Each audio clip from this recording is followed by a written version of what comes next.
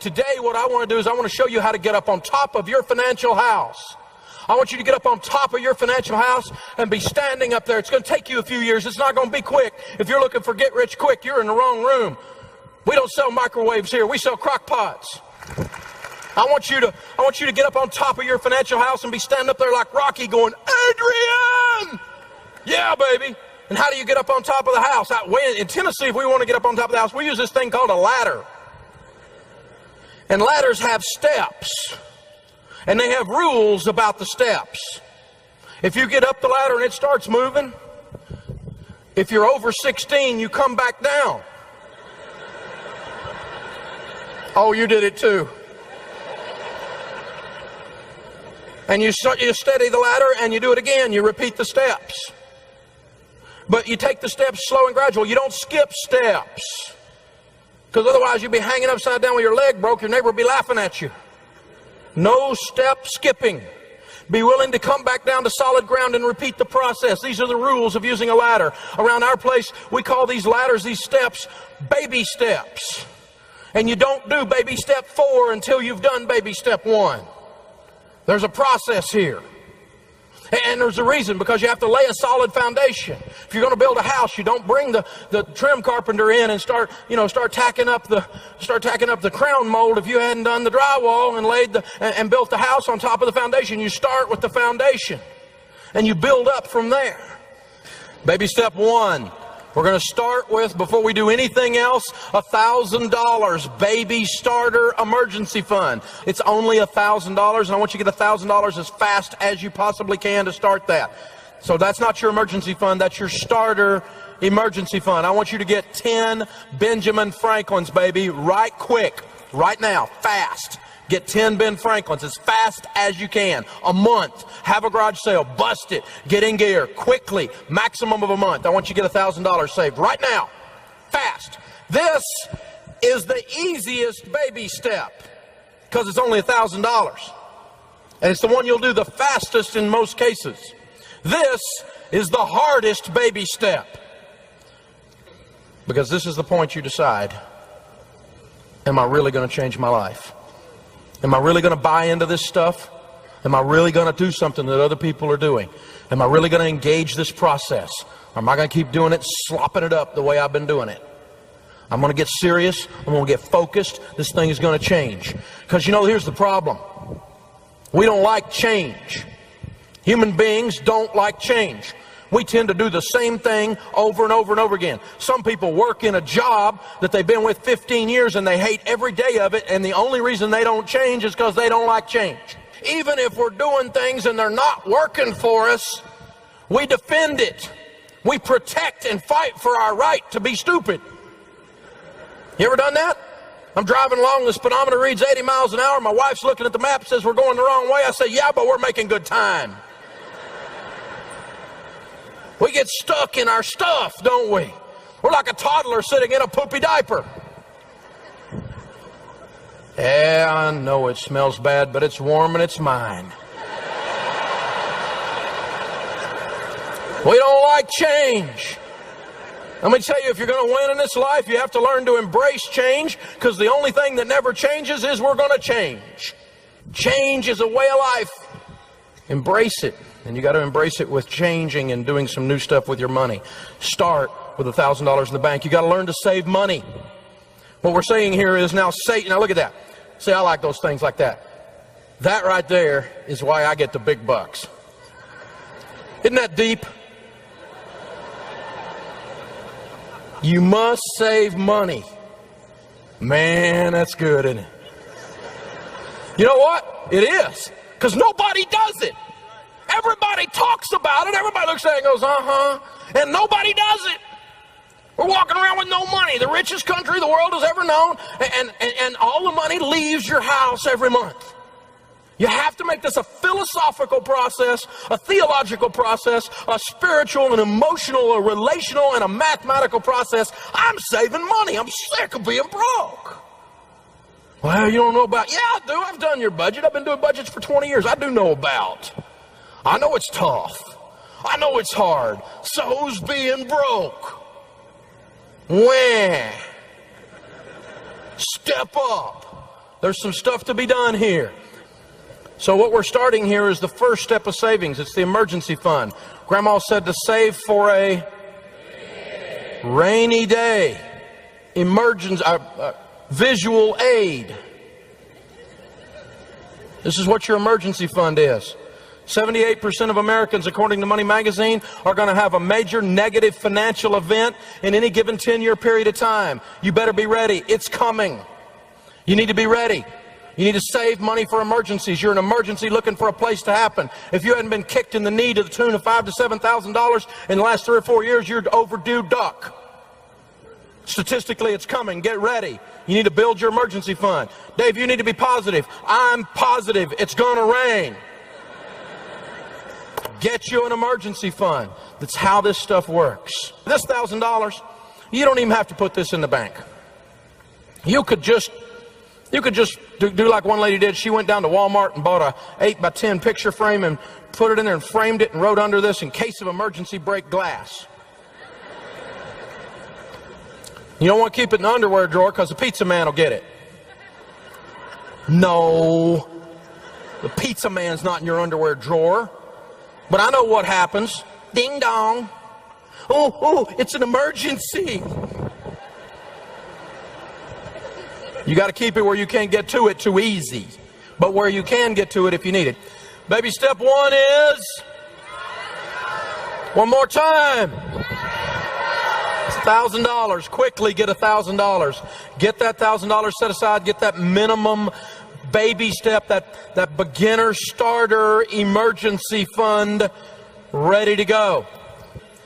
Personal finance is 80% behavior. It's only 20% head knowledge. You've got to change what you're doing in order to get a different result. You can't keep doing the same thing over and over again and expect a different result. The 12-steppers call that the definition of insanity. Baby step 2, the debt snowball. Pay off all of your debt using the debt snowball except your home. We're going to list our debts smallest to largest. We're going to pay minimum payments on everything but the little one, and we're going to attack the little one with the vengeance. When the payment is gone there, we're going to take that payment and any other money we can squeeze out of our budget in our life, and we're going to attack number 2. When number 2 is gone, we're going to take the payments from 1 and 2 and everything we can squeeze out of our life. We're going to attack number 3, and every time that snowball rolls over, it picks up more snow, to where by the time you get to your largest debt except your home, which is typically a student loan or a car payment, isn't it? Say yes. When you get to that student loan or car payment, the average family in America is paying between $1,500 and $2,000 a month in payments not associated with their home. Non-mortgage payments. When you start paying $1,500 or $2,000 a month on a $10,000 car loan or a student loan, that sucker's gone in just a few months. You getting the idea? We pay this off smallest to largest. Well, Dave, would it not be mathematically proper to pay off the highest interest rate first? Yes, it would. If we were doing math, we wouldn't have credit card debt. This is about behavior modification. When you go on a diet, it's a good idea to lose weight the first week. That way you will keep doing it, because it's too much work to not eat and to exercise. It makes you grouchy. It does me anyway. Oh, you too, I see. Okay. So, the deal is this. I got to see some results for my pain. You with me?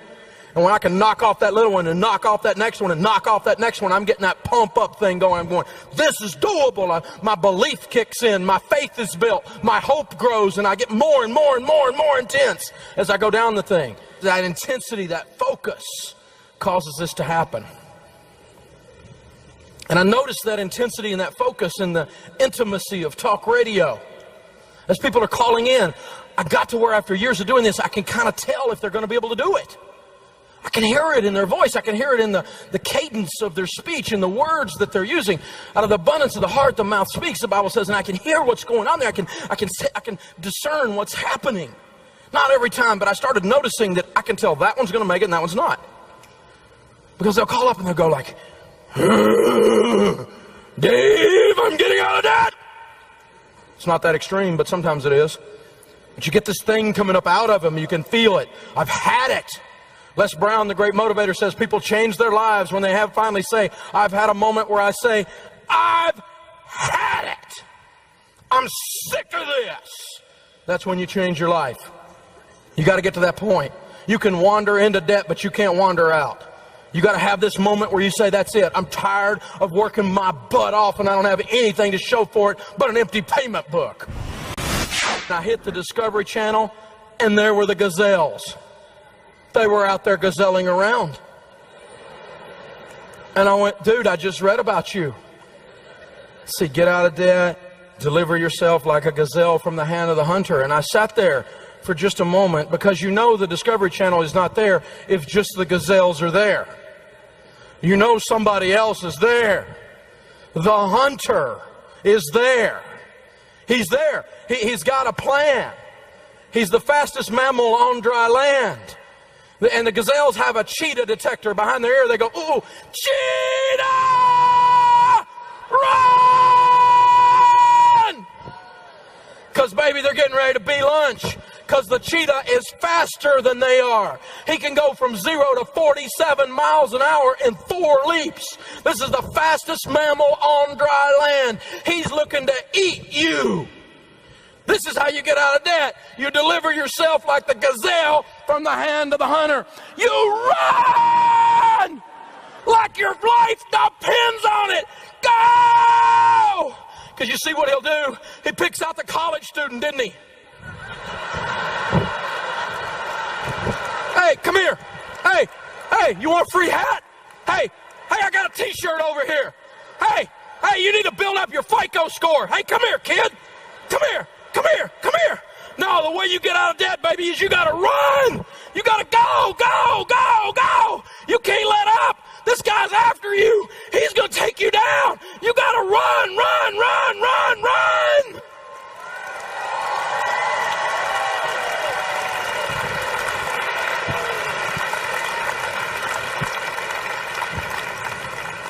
You got to get gazelle intense. The people that get out of debt, that you can wander in. You can't wander out. You got to get, this is a deal, man. It's got to happen. This is how you get out. You deliver yourself like a gazelle from the hand of the hunter. You deliver yourself like a gazelle from the hand of the hunter. I'm not going to do it for you. You're the one's got to run. You know how long we had to look for a clip where they got away?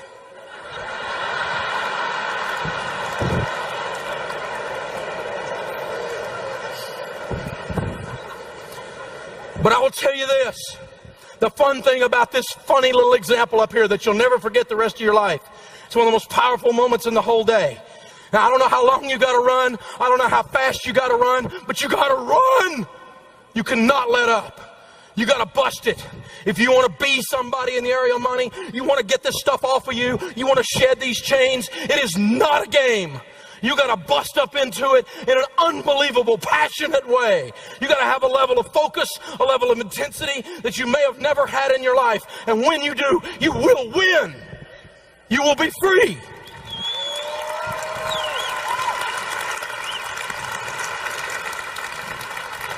Because I've watched hundreds of thousands of North Americans do this exact thing. Because of the Total Money Makeover, because of the Dave Ramsey Show, because of Financial Peace University. No! Because we made them believe they could, and they ran. That's what happened. Deliver yourself. That's how this works. But I promise you, it works, baby.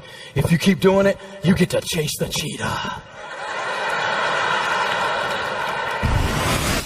So now, we don't have any payments but a house payment. We're at baby step 2. We're 18 to 24 months in. Does that feel pretty good? Say yes.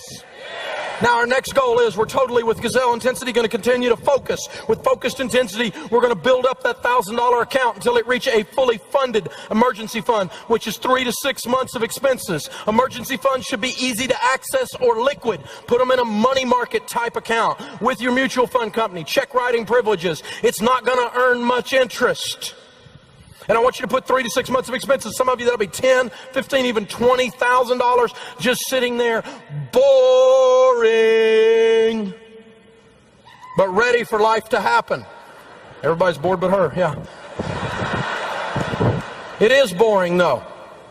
See, here's the deal. Your emergency fund, the problem we get is we get mixed up about it. It is not an investment. Say, not an investment. Your emergency fund is insurance. Say insurance. Here's the difference. Investments are money that make you money. Insurance costs you money to protect your money that is making you money. You buy insurance to protect your house, to protect your health. You buy insurance to replace your life and the money you make if something happens to you, called life insurance. Insurance is an expense that protects assets. Your emergency fund is not an asset. It technically is in accounting terms, but you don't need to look at it that way. In other words, if it earns a little interest, that's just good. But it's not there to earn interest. It's there to protect your 401k. Because if you have to dip into your 401k because you didn't have an emergency fund and the government takes half of it in penalties and taxes, that's what's known as stupid. Because you didn't have an emergency fund. I never had an emergency fund any time in my life when I was a multimillionaire. When I was a millionaire doing the real estate stuff. I wasn't a multimillionaire, I was a millionaire doing the real estate stuff. I didn't have any money saved. Everything went back into the deal, back into the deal. Everything we spent, everything we consumed. No money, no liquidity, no cash. And that's one of the reasons I went down. Because I had no wiggle room. There was no grease in the gears. And that's what this is. It puts a pad between you and Murphy. You know who Murphy is. If it can go wrong, it will. And let me tell you what, you don't have an emergency fund, Murphy will move in your spare bedroom and bring his 3 cousins, broke, desperate, and stupid. And your life will look like a country song. That's what'll happen, won't it? That's how this deal happens. So you don't put it in a CD, a certificate of depression. Because if you cash that out early, they charge you a penalty. That's not liquid. That's not easy to access. So a simple money market account with something like your mutual fund company, and you put 3 to 6 months of expenses in there. Money market accounts are easily accessible. Men say things about the emergency fund like it's boring, it's not sophisticated enough. Dave, you want me to take $20,000 and let it sit there and make only 3 or 4%? Dave, I could do a lot better with that. I could do a BBD, a bigger, better deal. I got this game plan. I got this shot. I get this. My wife says I'm scheming and scamming when I do that kind of stuff. And guys are always trying to do this. Very few women do this stuff. See, women, on the other hand, say things like it's the most important key to our financial plan. And here's why. Let me have all the men in the room stand up, please. Let me have all the men stand up, please. Guys, I don't know if you know this or not, but women are different. Guys, I don't know if you know this or not, but right down in here, inside of your lady, there is a security gland. And when she's feeling insecure over the money stuff, she's not feeling good over the money stuff, that gland spasms. And it is attached to her face. Insecurity makes your wife ugly and mean because she gets afraid in a place you don't even have. And she will attack you.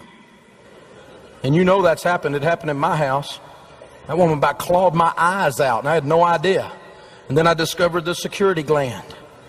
Guys, if you want to make one of the best investments you'll ever make in your life, she's wired by God naturally to be smarter than you on this subject. Her nature takes her to the place to be calm and secure in this area. This emergency fund causes her to relax in a place you don't even have. When you do the investment and the work and the budgeting to participate in the process, and this emergency fund is put in place, she'll relax and she'll look at you through a different set of eyes. This is one of 2 things I'm going to tell you today, for those of you that are married or ever want to be married, that will revolutionize your marriage. Because she will feel completely different at that point. Not because she's weaker. Because on money things, a lot of times ladies are actually stronger. But because on this subject, that's how she's wired. And she'll look at you in a different way when that emergency fund's in place. It's an investment in your marriage. Am I right, ladies? I rest my case. An emergency fund turns a crisis into an inconvenience. If your transmission goes out and it's $2,700 to fix it and you have $15,000, you go, dadgum, the transmission went out. That's a pain. Transmission goes out and you are broke, you go, oh God, the world's coming to an It changes your whole life. The drama starts to leave your life when you have this emergency fund stuff in place. It is absolutely powerful. That is baby step 3. Emergency funds in place. And now the baby steps take a different flavor. You only do 1 till you get 1 done. You only do 2 until you get 2 done. You only do 3 until you get 3 done. 4, 5, and 6 we're going to do at the same time, and so we're going to limit our investing here in 4 to only 15% because I want to work on the other 2 baby steps at the same time. Instead of going 22% or 28% in savings, only 15%. Invested into Roth IRAs and 401ks, this is a mathematical explosion. That stuff we talked about where there's interest on the interest on the interest. Now you got a different kind of snowball rolling. It's rolling down the hill and you're chasing it instead of it chasing you. Now you get to see wealth start to build. Your money starts to make you money. This is a plan right here. $100 a month invested from age 25 to age 65 at 12% in a decent growth stock mutual fund is $1,176,000. I just gave you a formula to be a millionaire. Straight up, 30 to 70 is the same numbers. 35 to 75 is the same numbers. $100 a month, that's pizza money in some of your houses. It's your cable bill, but don't turn off Fox Business. You know what I'm saying? You consume $100 in lattes. Ooh, now he's getting personal. And they're having like a withdrawal back there. Caffeine thing happening. $100. $100. And you're a millionaire. Every single month. Roth IRAs and 401ks are secret government formulas to wealth. Now you don't have any payments, but a house payment. Now you can find $500. Not in the real world. Yeah, in the real world. Let's do the numbers. The average household income is $40,816. That's $3,333 a month. That's what it is. Your take-home pay is about $2,700. Average family making 40's got a house payment of about $700. $2,700 take-home minus a house payment of $700 leaves $2,000. You got $2,000 to eat, pay lights. Oh, I don't have any debt payments. Maybe I could save $500 out of the $2,000. Could I say yes? And then you might end up with some money in the process. This is real. I didn't just make this up today. We've done this for a long time, and it works. And see, here's what's interesting about those numbers. The Roth IRA grows tax-free.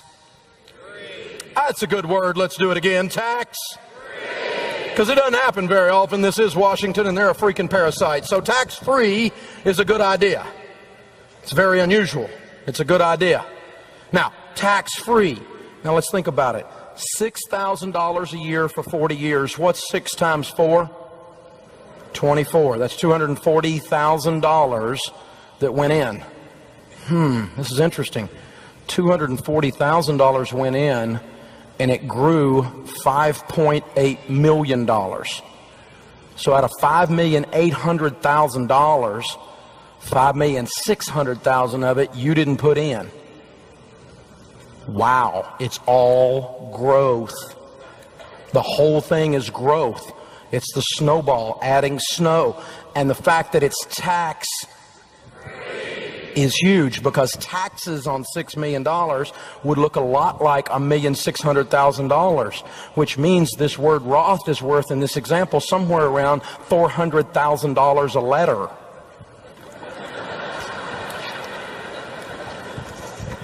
The 401k is a secret government formula to wealth because you do that investing pre-tax. If you take $1,000 of your income and bring it home, by the time it gets home, it looks suspiciously like $700. But if you put it in pre-tax, the whole $700 plus your $300 you would have given to Congress goes in. Why is that important? Because $240,000 turns into $5.8 million. So we want as many of these government dollars as we can gather up that would have gone to them earlier. We use them. They do a lot of heavy lifting. So every one of them are multiplied bazillions of times over. So every dollar I can keep in my hand to grow money with pre-tax investing is genius. Well, my mean old company doesn't match. I'm not putting money in the 401k.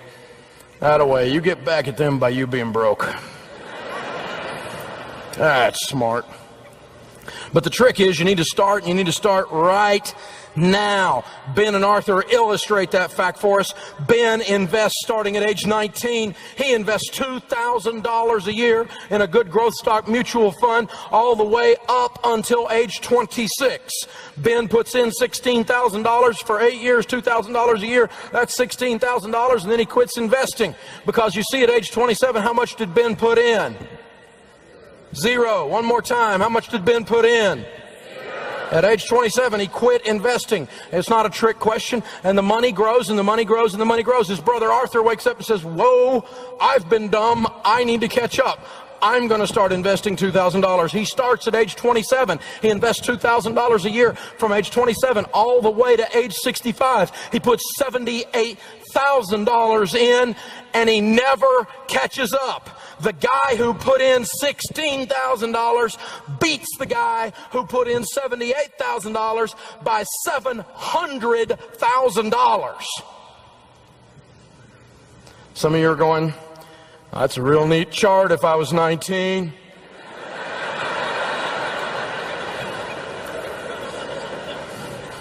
How many of you in here are under 25? Raise your hand. High, so I can see you. Good.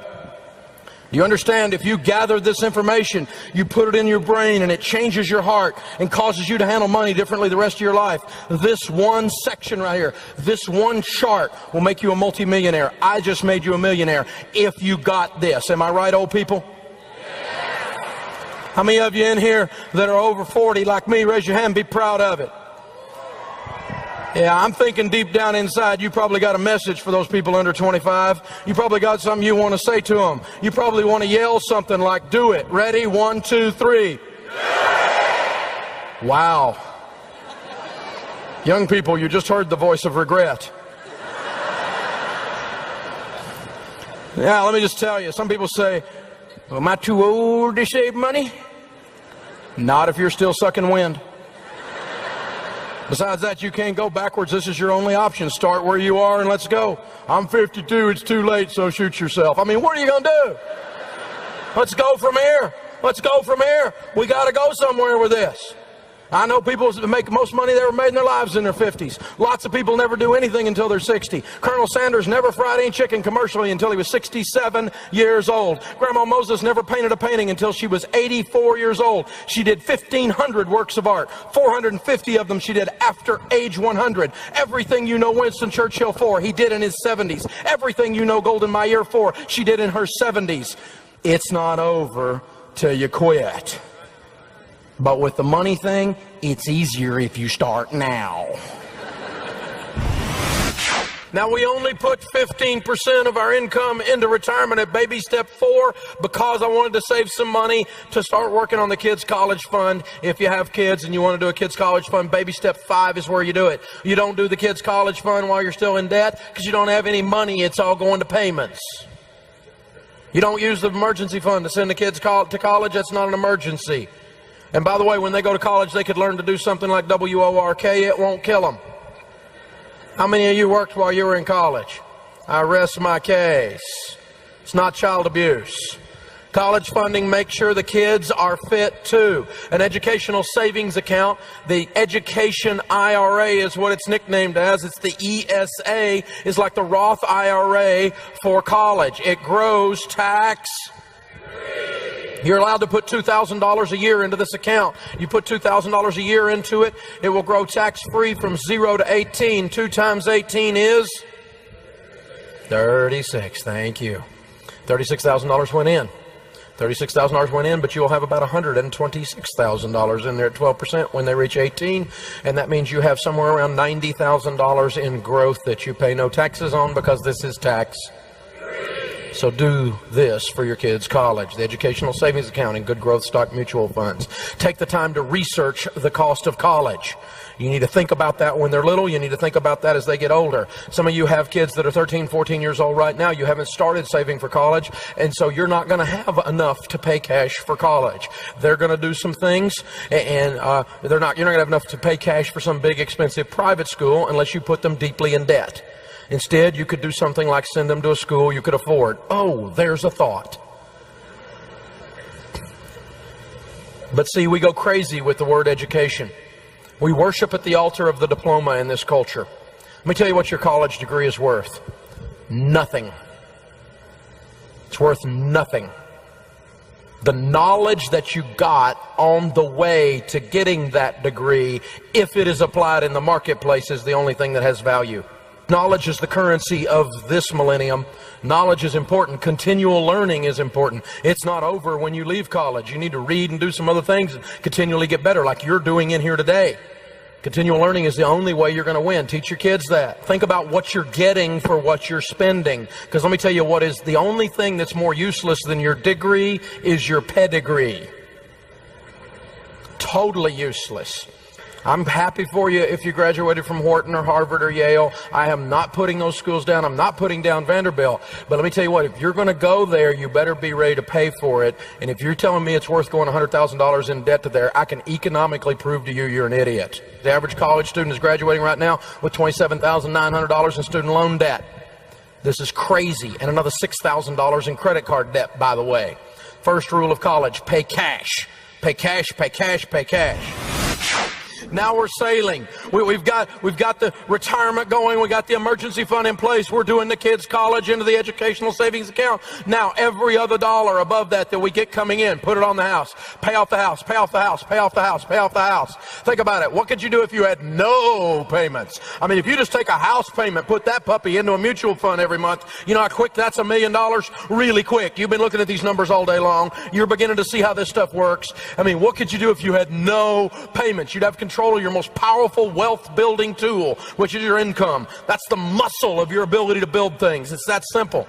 Myth. It's wise to keep my home mortgage because I get the tax deduction. How many of you have ever heard the tax deduction myth? I don't want to pay off my house. I'll lose my only tax deduction.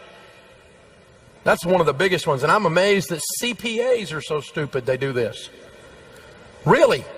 I've got a degree in finance, and I'll tell you who taught me this. This old farmer with overalls on who was paying cash for a piece of property, $90,000, and he reached right there and closed the sale. And I'm fresh out of college, and you know, when you're fresh out of college, you have all the answers.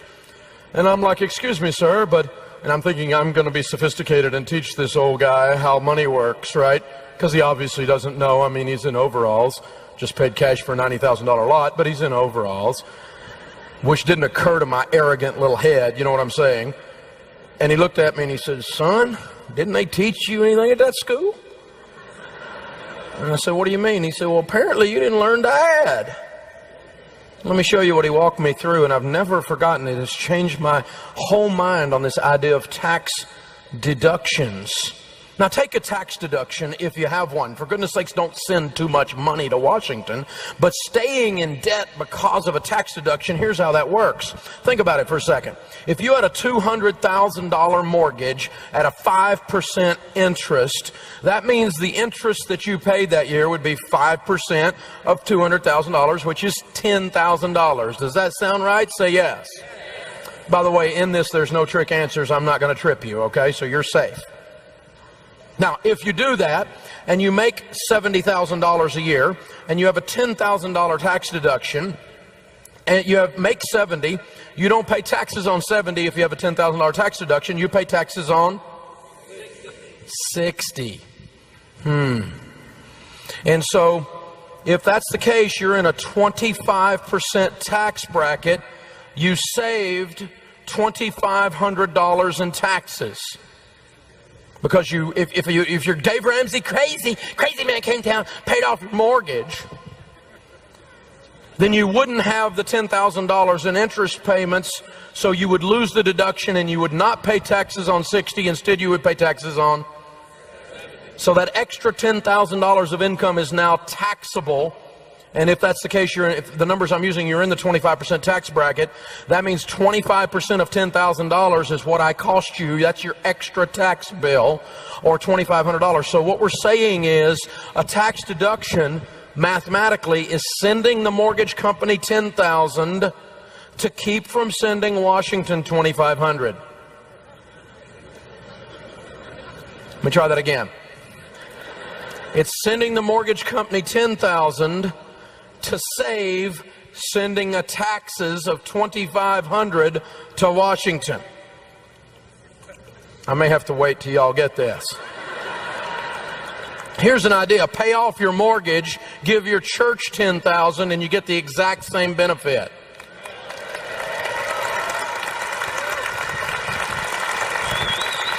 Myth, it's wise to borrow all I can on my home because I can invest it and make more on the investment.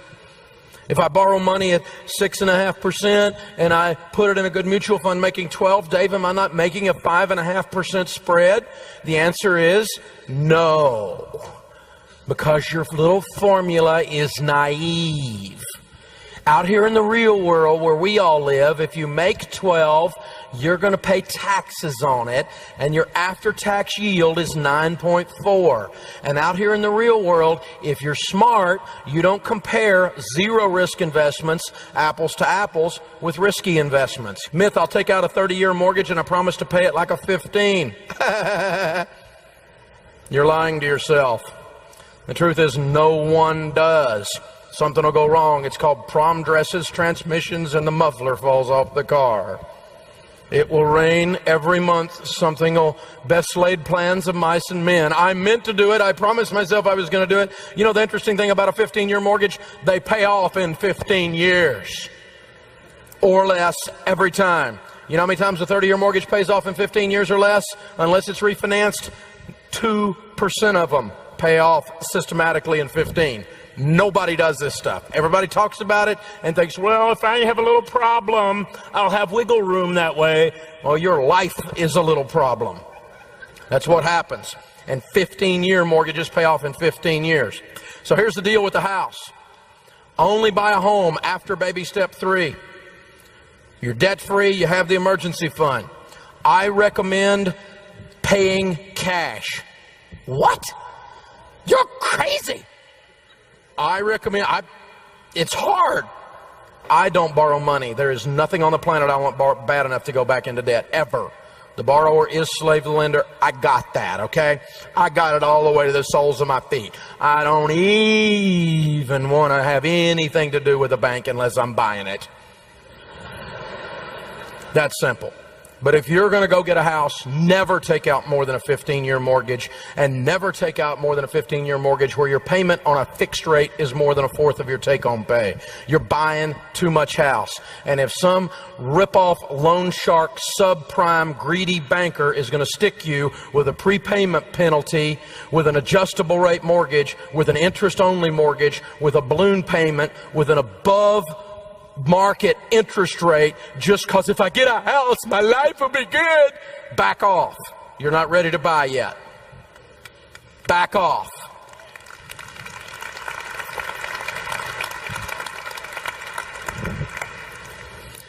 Do not be conformed to this world, but be transformed. How are we transformed? By the renewing of our minds. Transformed. Have a total money makeover. People don't get the best use of their money and or have money problems for two basic reasons. Number one is ignorance. Don't get mad at me. I'm ignorant about some things. You don't want me doing brain surgery on you or fixing your car. In either case, there'll be parts left over. Ignorance is not lack of intelligence. Ignorance is lack of know-how. I don't know how to do those things. I'm an intelligent guy, but I don't know how to do those things. You can do that. You can hire people to do brain surgery. You can hire them to work on your car, and I highly recommend it in both cases. But don't hire them to manage your money. You need to learn how to do this stuff. You can bring CPAs in to teach you. You can bring in an investment guy in the mutual funds to help you, a real estate gal over here, a good mortgage broker over here, an insurance person to teach you. But they all need to have the heart of a teacher, because all you're looking for is counsel. You're not looking for a babysitter. You're not looking for a daddy or a mommy, because it's your job to manage your life. In the multitude of counselors, there's safety. You gather the information, but you make your decisions. Don't let someone else do that for you. Now we got the house paid off. Now the kids' college is underway. Now retirement's underway. See, when you get all that done, baby step 7, there's nothing left to do except build lots of wealth and give it away. You're going to have the most fun you've ever had with money when you hit baby step 7. When you launch into this area of wealth, you're going to look at things through a completely different lens that you didn't even know you had in your camera. It's a whole new way of seeing things. Your most powerful wealth building tool is your income. When you get control of that, it will launch you. And you don't have to be on the radio, and you don't have to have best-selling books to do it. Regular people making $50,000, $60,000 a year do this stuff all the time. Wealth is not an escape mechanism. It is instead a tremendous responsibility. If you think your life's going to get better just because you get money, you're wrong. Because you become more of what you are. If you are a jerk and you get a bunch of money, you will become a very large jerk. If you're generous and charitable and you get money, you will have a huge impact on people around you. You'll never sit down in church next to a single mom who's crying because her light bill isn't paid, but what you just reach over and pay it to the end of the year. But you really don't do it right then. You do it after you get home, so she doesn't know who did it. Because it was really God that did it. It wasn't you. You don't need to be taking the credit anyway.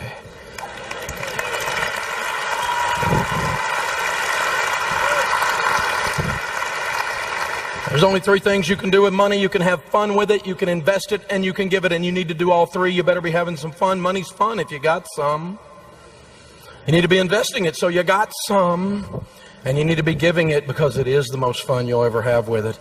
Giving is possibly the most fun you'll ever have with money. That's the deal. You know, Winston Churchill said, we make a living by what we get. We make a life by what we give. Andrew Carnegie, who was the Bill Gates of his day in the year 1900, Carnegie Steel, Carnegie Hall, and started most of the public libraries in America today, the wealthiest guy of the year 1900, used to say that surplus wealth is a sacred trust to be managed for the good of others. If you'll bear with me for about 2 minutes and not move, this last section is very, very important. There's 2 things I want to cover with you. One is this. Each of you are perfectly trained, perfectly designed 4-cylinder engines.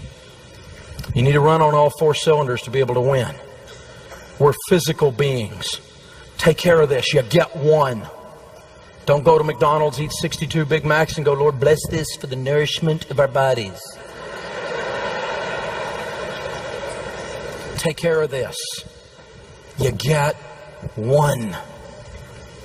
Eat less, exercise more. It's not hard. Just be cognizant of what you're putting in your mouth. People don't sneak in your bedroom in the middle of the night and stuff food down your mouth. It's you. You're the one doing it. I know because I put the sign on my desk. It's the food, stupid. I know it's me. It's my job to take care of me. The second thing is we're emotional beings. If you had something bad happen to you in your life, and most of us that are breathing have, you may need to sit down with your pastor or with a good counselor and unpack your baggage. Life's too short to go through it with the Samsonite. It's heavy. Well, Dave, I came from a dysfunctional family. We all did. They had people in them. I'm not poking fun at you. I'm just saying I know what it means to hurt, and it's okay to get some help when you're hurting. It's kind of dumb not to. The third thing is this. We're intellectual beings. Feed your mind. Read. The average person hasn't read a nonfiction book. 70% of Americans haven't read a nonfiction book since their last day of formal education. Charlie Tremendous Jones says that 5 years from today, you will be the same person you are today, making the same money you have today, with the same problems you have today, except for the books you read and the people you meet. Now, you can be an intellectual. You can feed your intellect and grow. You can take care of your body, and you can take care of your emotions. But if you do those 3 out of 4, you are not running on 3/4 or 75% power. Until you plug in the 4th one, the other 3 don't work right. And when you plug it in, it takes you to more than 100% power. It takes you to 110% power. It kicks in the joy. It kicks in the celebration of life. It kicks in the passion of life. It increases your creativity. It changes everything about the other 3. What am I talking about? I'm talking about the spiritual. This step-by-step baby steps program is steeped in common sense, biblical wisdom. It is an absolute process that is proven. Literally to date, millions with an S of Americans are somewhere in those baby steps. They're right now working this exact process. Millions and tens of millions, even hundreds of millions of dollars of debt has already been paid off. Whether this stuff works is not in question. The only question that remains this evening is what you're going to do. Don't wake up 5 years from now and wish you'd changed your life, go home this week and start. Do it right now. It's as you will it. Thank you, Dallas. You're awesome.